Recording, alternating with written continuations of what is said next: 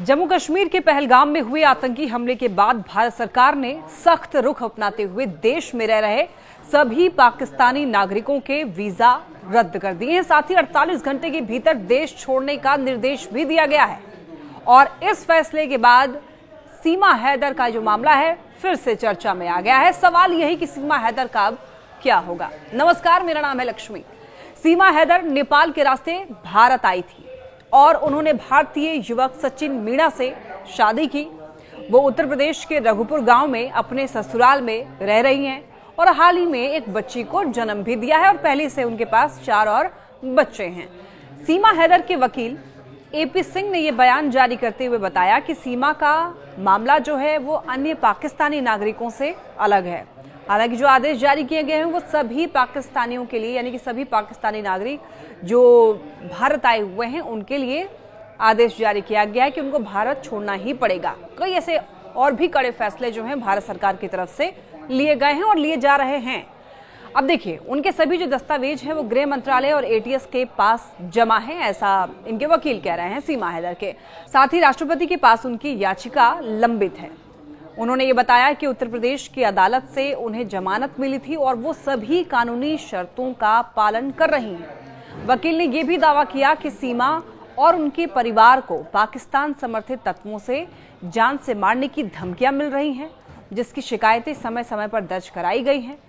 AP Singh ने कहा कि सीमा भारत में शरण के आधार पर रह रही हैं और भारत सरकार और उत्तर प्रदेश सरकार पर उन्हें पूरा भरोसा है। अब देखिए, वहीं इस घटना के बीच सीमा हैदर के पहले पति गुलाम हैदर ने एक वीडियो जारी किया है जिसमें वो कह रहे हैं कि सीमा को वापस पाकिस्तान भेजा जाए। मैं पिछले 2 साल से अपने बच्चों के लिए तरस गया हूं। भारत सरकार मेरे बच्चों को भी वापस पाकिस्तान भेजे। सीमा को अगर पाकिस्तान नहीं भेज सकते तो वहीं पर उसे सजा दो।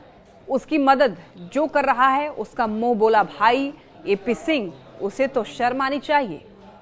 वकील एके सिंह ने कहा कि सीमा भारत में है और वो भारतीय है। शादी के बाद एक महिला की राष्ट्रीयता उसके पति की राष्ट्रीयता से तय होती है। उन्होंने कहा कि मैंने उनकी ओर से भारत के राष्ट्रपति के समक्ष एक याचिका भी दायर की है।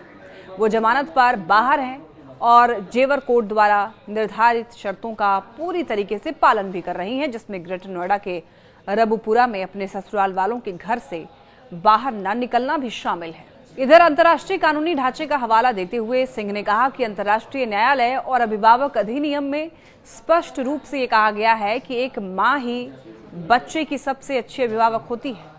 क्या आप भारत में जन्मी बेटी को पाकिस्तान भेजना चाहेंगे? उन्होंने कहा कि सीमा की शादी और मातृत्व एक प्राकृतिक प्रक्रिया का हिस्सा है।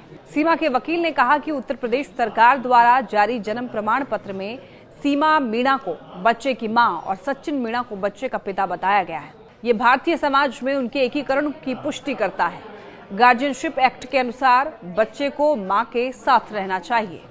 ये मामला तूल पकड़ता जा रहा है कि क्या सीमा हैदर भारत में ही रहेंगे या फिर सीमा हैदर को भी धक्के मारकर भारत से पाकिस्तान भेज दिया जाएगा।